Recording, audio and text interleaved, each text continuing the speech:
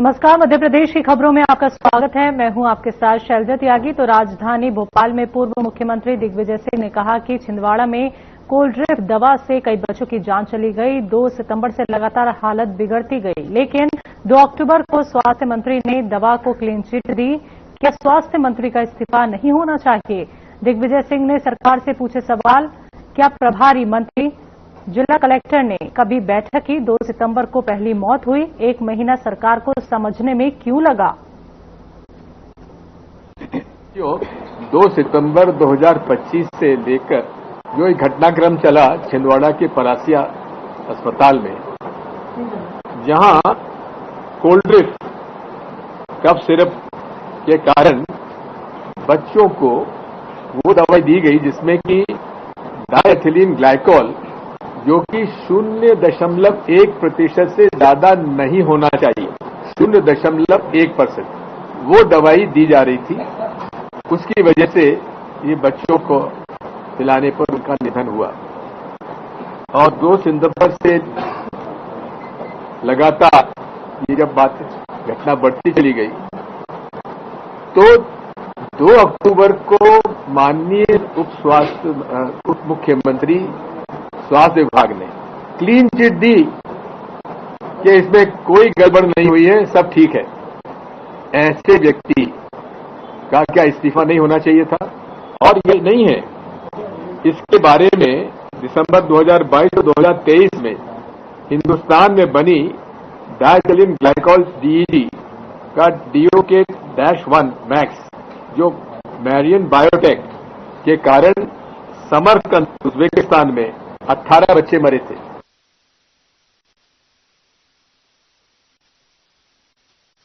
तो अनूपपुर जिले के कोतमा थाना क्षेत्र में जहां भारतीय जनता पार्टी के नेता मनमोहन ताम्रकार पर जानलेवा हमला किया गया है, बताया जा रहा है कि हमलावरों ने बीजेपी नेता को बुरी तरह घायल कर 4 पहिया वाहन से मौके से फरार हो गए। पूरी घटना सीसीटीवी कैमरे में कैद हो गई। जानकारी के मुताबिक ये वारदात शुक्रवार की देर रात को कोतमा बस स्टैंड चौराहे पर हुई, जहां दीप शुक्ला नामक युवक और अन्य साथी बीजेपी नेता मनमोहन ताम्रकार के साथ खुलेआम मारपीट की। हमले में गंभीर रूप से घायल मनमोहन ताम्रकार को कोतमा सामुदायिक स्वास्थ्य केंद्र में भर्ती कराया गया है।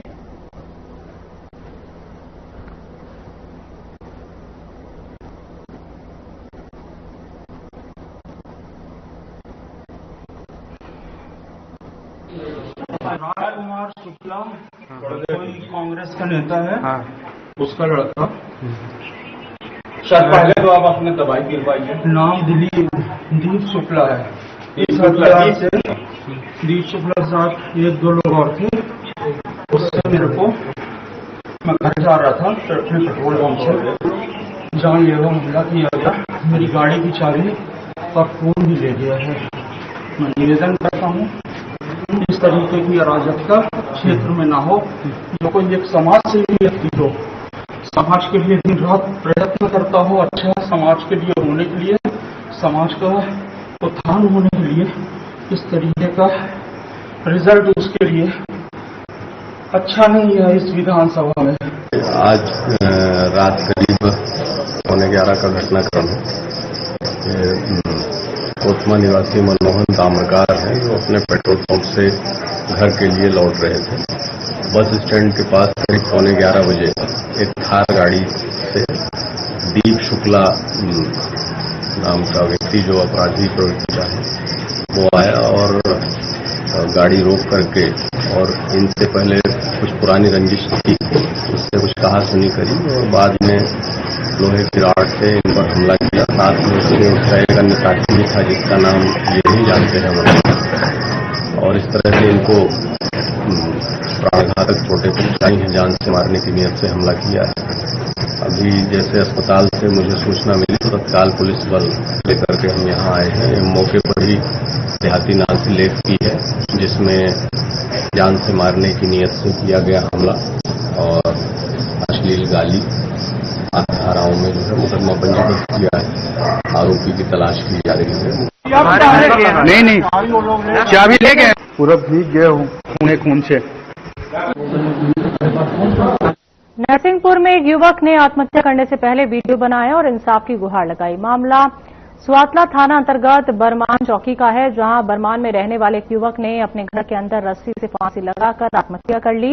युवक की घटनास्थल पर ही मौत हो गई। आत्महत्या करने से पहले युवक ने एक वीडियो बनाकर अपनी मौत का कारण बताते हुए कहा कि कुछ लोगों ने उसके साथ मारपीट की थी, जिसकी बेइज्जती वो सहन नहीं कर पाया और वो आत्महत्या जैसा कदम उठाने जा रहा है। तो सूचना मिलने के बाद बरमान पुलिस मौके पर पहुंची और शव को फंदे से उतारकर आगे की कार्रवाई शुरू कर दी है।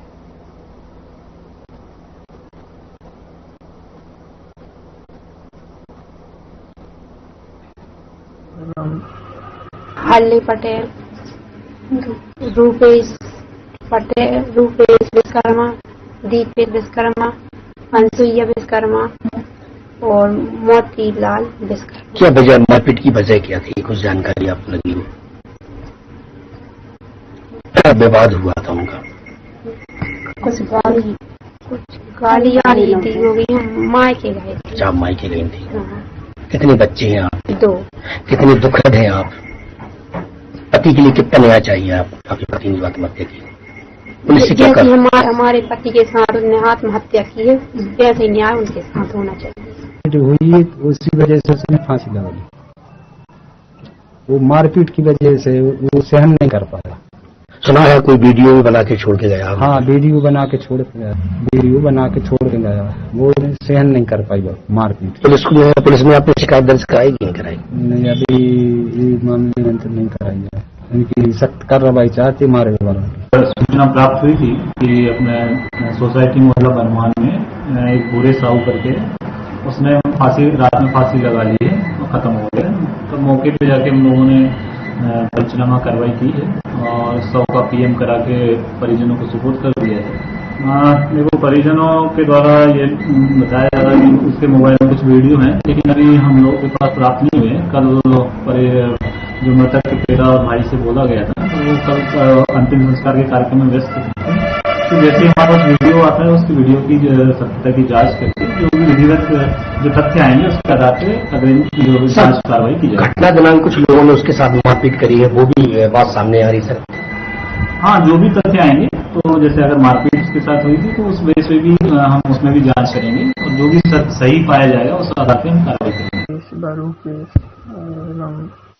बुरहानपुर के शासकीय प्राथमिक स्कूल में हिंदू बच्चों को नमाज पढ़ाने का मामला सामने आया है, जिससे शिक्षक की करतूत को लेकर हिंदू समाज भड़क गया। बताया जा रहा है कि देवहारी की शासकीय प्राथमिक शाला में नमाज की ट्रेनिंग दी जा रही थी। जानकारी के अनुसार स्कूल में पदस्थ शिक्षक जग्गू अहमद तड़वी बच्चों को नमाज पढ़ाता था। बच्चों ने खुद कहा कि उन्होंने रोज स्कूल में नमाज पढ़ाई जाती है। जैसे ही मामला सामने आया, हिंदू संगठनों में जबरदस्त आक्रोश फैल गया। लोगों ने कहा कि सरकारी स्कूल में धार्मिक शिक्षा नहीं, सिर्फ राष्ट्र की शिक्षा चलेगी। हिंदू नेता अजीत परदेशी ने इस पूरे मामले में सख्त एक्शन की मांग की है और कहा है कि ये जिहादी मानसिकता का खेल है। शिक्षा के मंदिर को मजहबी अड्डा नहीं बनने देंगे। तो परिजनों की शिकायत के बाद शिक्षा विभाग हरकत में आ गया और मामले में जांच शुरू कर दी है।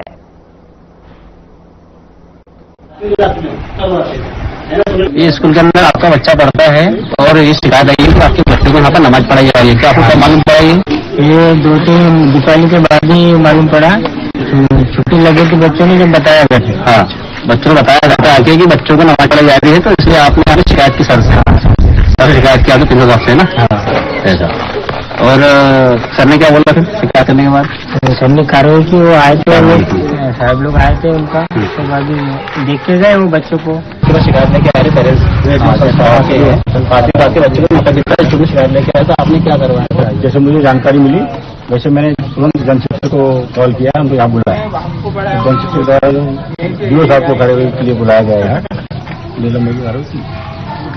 मेरी जन शिक्षा अधिकारी से बात हुई है, तो उन्होंने बोला है कि हमने केवल पंचनामा बना के भी निकले हैं शहर की ओर, अभी कोई कार्रवाई की नहीं गई है।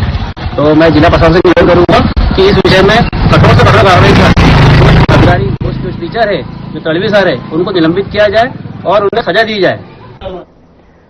वियतनाम में बैठे साइबर हैकरों के हौसले इतने बुलंद हो चुके हैं कि ये लोग खरगोन कलेक्टर के नाम से ठगी की कोशिश कर रहे हैं। और साइबर हैकरों के द्वारा फर्जी नंबर जारी कर खरगोन में पदस्थ कलेक्टर भव्या मित्तल के नाम से ठगी की कोशिश की गई। बताते चले कि सोशल मीडिया प्लेटफॉर्म पर ठगने की कोशिश की गई। इसके बाद जब इसकी जानकारी कलेक्टर भव्या मित्तल को लगी तो उन्होंने जनसंपर्क के माध्यम से लोगों के लिए अपील जारी करवाई गई, जिसमें कलेक्टर का जो आधिकारिक नंबर है उन्होंने वो नंबर जारी करवाया।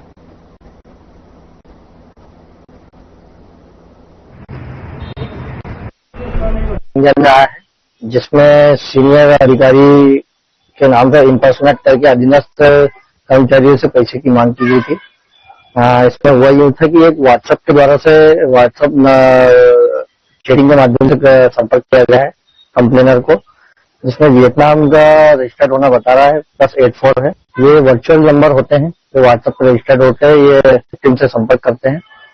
चूंकि यहाँ पर जनवरी फरवरी 2025 में एक सेफ्टी अभियान हुआ था, माननीय मुख्यमंत्री महोदय और अपने डीजीपी महोदय ने आयोजित किया था।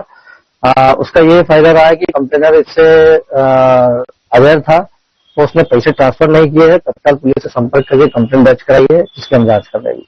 अगर किसी के साथ भी अगर कोई ऐसी घटना घटित होती है तो वो 1930 पर तत्काल कॉल करे या एनसीआरपी पोर्टल पर स्वयं भी शिकायत दर्ज कर सकता है और यहाँ पर भी शिकायत दर्ज कर सकता है। और जिला खरगोन में यह सुविधा है कि वो प्रत्येक थाने में किसी भी थाने पर जाके अपनी शिकायत दर्ज करा सकता है।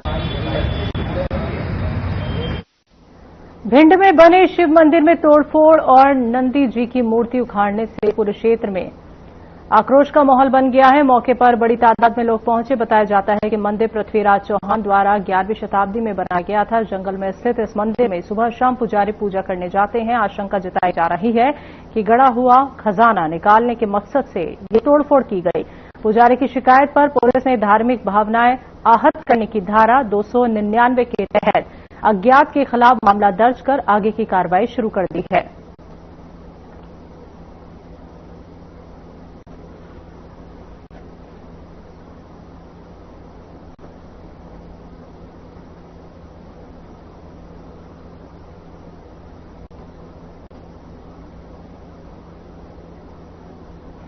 बुरहानपुर में प्रधानमंत्री फसल बीमा योजना सहित अन्य कृषि संबंधी समस्याओं को लेकर किसानों का धरना जारी है।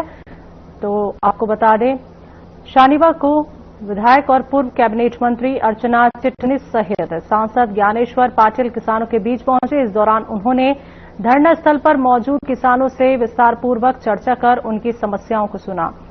तो चिटनिस ने बताया कि किसानों की पीड़ा और चिंताओं को समझते हुए उन्होंने तुरंत सीएम डॉक्टर मोहन यादव से चर्चा की। सीएम ने किसानों के हित में आवश्यक निर्णय जल्द लेने का आश्वासन दिया है।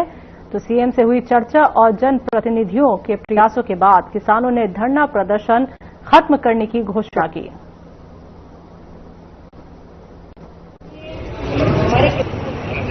कानपुर के हमारे किसान भाई सभ्य है, सुसंस्कारित है, संवेदनशील है, अनुशासित है और ये जो खेती करते हैं वो खेती का प्रकार अपने आप में बहुत हिम्मत का काम है। केले की खेती करते हैं। मेरा आपसे ये सबसे मुझे मालूम था ये, पर मैंने देखा था जो स्वरूप बनता जा रहा था वो स्वरूप कुछ ठीक दिशा में नहीं जा रहा था। आज मैंने सुबह से जानकारी ली कि आज यहाँ ये सब इस बात के लिए तैयार थे, तत्पर थे कि कोई जिम्मेदार आदमी बात करे, माननीय मुख्यमंत्री से बात कराए, आश्वस्त करे, क्या परिस्थिति है उससे अवगत कराए। मैंने इनको बताया है अभी हम 3 काम करने वाले हैं। आने वाली कैबिनेट में ऑटोमेटिक वेदर स्टेशन की कृषि विभाग लेके जा रहा है और ऑटोमेटिक वेदर स्टेशन लगे बिना फसल बीमा करने का नियम नहीं है।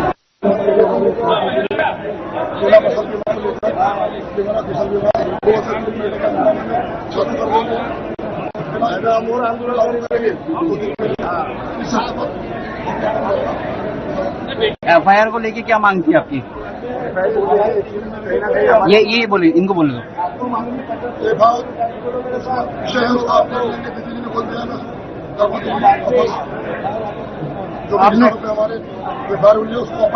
आपने जब प्रण लिया था अपने कपड़े और चप्पल त्यागने का, वो आज आपने वापस कर दिया।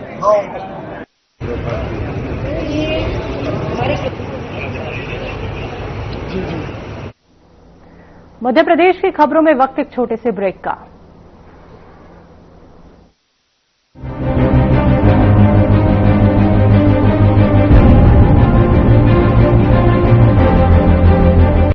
नमस्कार दोस्तों, आज मैं आपको एक ऐसी कहानी सुनाने वाला हूं जो बताती है कि प्रेरणापूर्ण या सोर्स ऑफ इंस्पिरेशन के लिए नया या आधुनिक होना जरूरी नहीं, बस हौसला होना चाहिए अपने इरादों पर अडिग रहने का।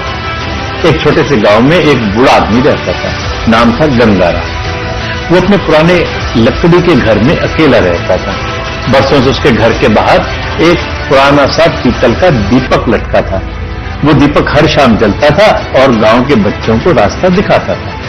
लेकिन अब गांव के लोग उसे देखकर हंसते थे, अरे बाबा अब तो बिजली आ गई, ये पुराना दीपक क्यों जलाते हैं। रोज गंगाराम बस मुस्कुरा देता और कुछ नहीं कहता था। एक रात तेज आंधी आई, बिजली चली गई, पूरा गांव अंधेरे में डूब गया। हर घर में लोग मोमबत्ती ढूंढ रहे थे और बच्चे डर से रोने लग गए। तभी एक छोटी सी रोशनी दिखी, गंगाराम का वही पुराना दीपक जल रहा था। लोग उसके घर की तरफ दौड़े और उस दीपक की लौ से अपने घरों में रोशनी ले गए। सुबह जब सूरज निकला तो गांव के सरपंच ने पूछा, बाबा जब सबने तुम्हारा मजाक उड़ाया तब भी तुमने दीपक क्यों नहीं बुझाया। गंगाराम ने मुस्कुराकर कहा, क्योंकि मैंने सीखा है बेटा, जो रोशनी दूसरों को राह दिखा सकती है उसे अपने ऊपर हंसी का डर नहीं होता। इसलिए दोस्तों कभी मत सोचो कि तुम पुराने हो गए हो या तुम्हारी कीमत कम हो गई या आधुनिकता की चकाचौंध में आप ही खो गए। असली रोशनी उम्र से नहीं, पक्के और बुलंद इरादों से जलती है। जिंदगी में अगर आप दूसरों के अंधेरे में भी उजाला कर पा रहे हो तो यकीन मानो आप खुद में एक दीपक। इसने क्या खूब कहा है, सदा नहीं कोई साथ देता, सत्कर्म ही तो साथ निभाते हैं। वही अमर हो जाते हैं जग में जो औरों की खातिर जीते हैं। नमस्कार।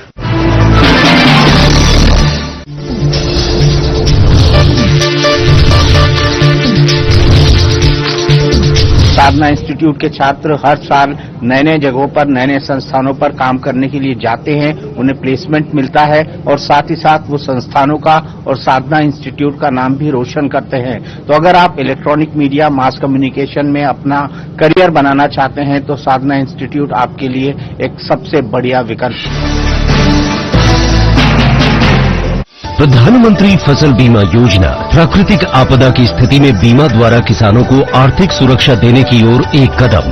बढ़ता है विश्वास जब मिलती है सहूलियत। मेरी पॉलिसी मेरे हाथ। हमने फसल बीमा योजना को अधिक प्रभावी बनाया, उसके दायरे में ज्यादा किसानों को लाए। मेरा नाम सुनील है, हरियाणा डिस्ट्रिक्ट से बिलोंग करता हूँ। मेरे पास 12 एकड़ जमीन है। अब की बार मैं टोटल नुकसान मानता हूँ मौसम परिवर्तन का, यानी कीटों के कारण लगभग 50% नुकसान हुआ है। ये फसल बीमा स्कीम बहुत ही बढ़िया स्कीम है। पिछली बार किसानों की 100% कॉटन खत्म हो गई थी, तो कंपनियों ने बीमा दिया है, किसानों को कुछ न कुछ भरपाई हो गई जी। मैं तो चाहता हूँ हर किसान को बीमा करवाना चाहिए। मेरी पॉलिसी मेरे हाथ अभियान के तहत बीमा कंपनियां पहुंचा रही हैं आपकी फसल बीमा पॉलिसी आपके द्वार। अपनी फसल बीमा पॉलिसी की जानकारी लेने के लिए गाँव में आयोजित शिविर या फसल बीमा पाठशाला में जरूर आए। फसल बीमा से संबंधित जानकारी के लिए हेल्पलाइन नंबर 14447 पर कॉल करें। फसल बीमा कराओ, सुरक्षा कवच पाओ।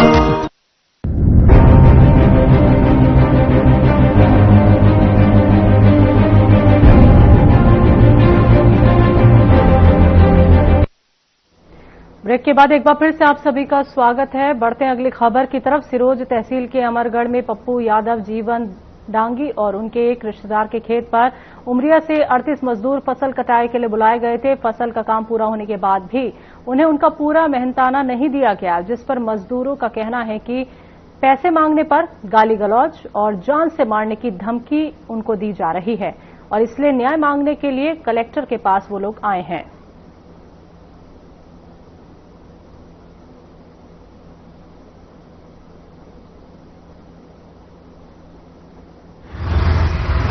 पप्पू डांगी। और क्या नाम है तुम्हारा? मेरा रामचंद्र नाम है। कहाँ से? उमरिया जिला। क्या मामला है? मामला ये सर, मेरी कटाई लेबर 38 आदमी की और मेरे लेबर का फैसला नहीं हो रहा। कोई 20,000 धरा रहा, कोई 10,000 धरा रहा। कहता मफादा तो यहाँ से भाग जाओ, कम काम किए कितना किए, तुम्हारी मजदूरी देती है। मार गाड़ी गलौज की धमकी देते, बच्चे को मार भी दिए था। वही है पप्पू जीवन यादव और पप्पू डांगी।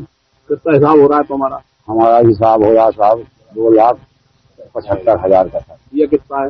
दिया उसमें सर कितना बाकी है सर, खर्च सब काट कितना हमारा आ रहा है सर? लेना है 3 लोगों के। जी सर, मेरा नाम धनी राम लोनी। कहाँ रहते हो? जी सर, उमरिया जिला ग्राम खलौन थाना इंदौर। कहाँ पर आए थे? सर आए थे अमीरगढ़ जीवन यादव और पप्पू डांगवी के यहाँ, तहसील सिरौन सर। क्यों आए थे? सर हम लोगों को कटाई के लिए हमारे घर गए थे बुलाने। बोले हम लोगों को 40 आदमी की जरूरत है, हमको मक्का कटवाना है, सोयाबीन। हम लोग साहब आए, हमको किराया भाड़ा भी दिए, हम झूठ में बोलते। 1 माह हम लोग मजदूरी किए। अब सर कोई 20,000 दे के, कोई 25,000 दे के भगा रहे हैं हमको। अब कहते हैं ये तुम लोग काम कम करते थे, बीघा से पैसा देंगे नहीं, जाओ जहाँ जाना हो कलेक्टर की चले जाओ, पुलिस चले जाओ, थाना चले जाओ। ये प्रकरण से साहब हम लोग दुखित होके कलेक्टर महोदया के यहाँ हम अपनी मजदूरी का प्रकरण लेके निवेदन करने आए।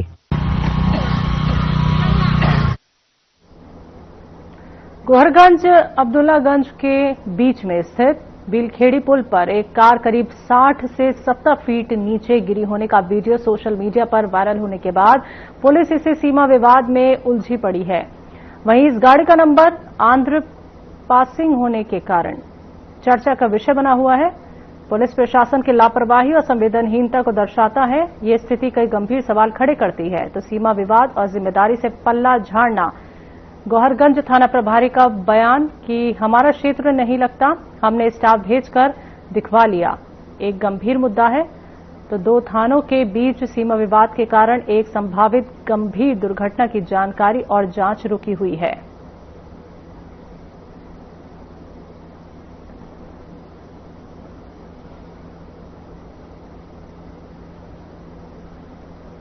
एक तरफ सरकार पर्यावरण संरक्षण और वृक्षारोपण को लेकर बड़े बड़े लक्ष्य तय कर रही है, तो वहीं दूसरी तरफ कुछ लोग पेड़ों की अवैध कटाई से इन प्रयासों पर पानी फेरने में लगे हैं। ताजा मामला नरसिंहगढ़ क्षेत्र के झुमका गांव का है, जहां एसडीएम सुशील कुमार की सख्त कार्रवाई में 70 से 80 पेड़ों की अवैध लकड़ी जब्त की गई। दरअसल सूचना मिली थी कि बड़ी मात्रा में अर्जुन और गुराड़ी के पेड़ काटकर किसी ने उन्हें छिपा दिया है, ताकि वन विभाग की कार्रवाई से बचा जा सके।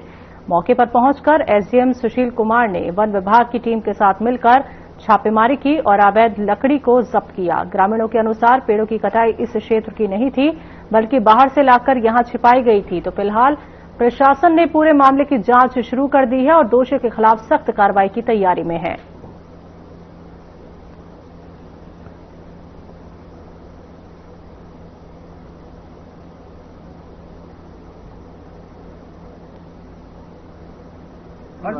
ग्राम झुमका में एक शिकायतकर्ता को उसके घर में प्रवेश दिलाने की बात को लेकर के आज मैं दौरे पर था।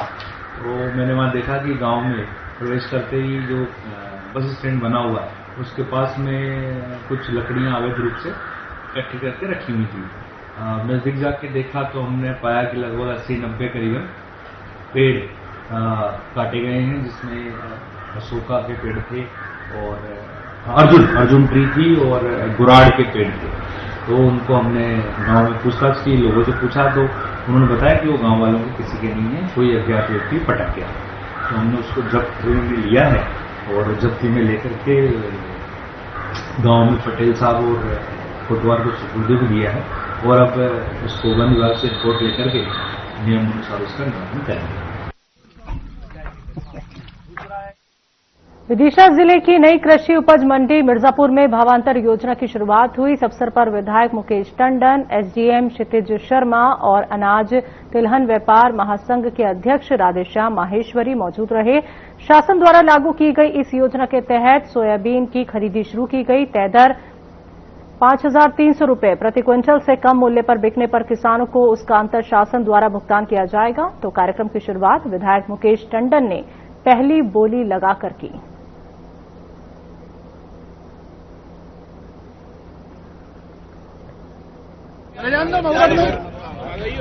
आज मुहूर्त भी था, तो मध्य प्रदेश के माननीय मुख्यमंत्री जी डॉक्टर मोहन यादव जी द्वारा जो किसानों को एक बड़ी सौगात दी है, भावांतर योजना के अंतर्गत सोयाबीन खरीदने की, आज से उसकी शुरुआत भी हुई है।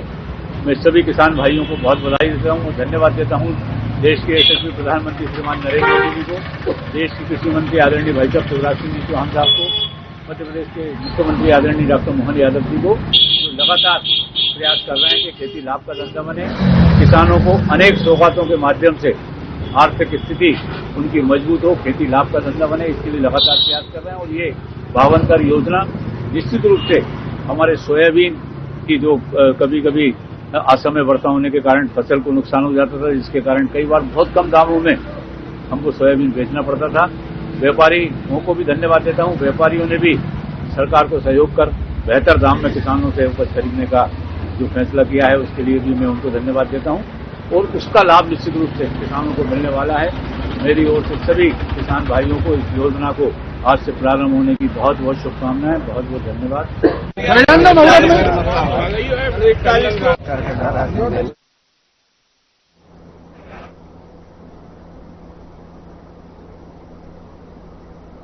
मध्य प्रदेश की खबरों में अभी के लिए इतना ही। मुझे दीजिए इजाजत। नमस्कार।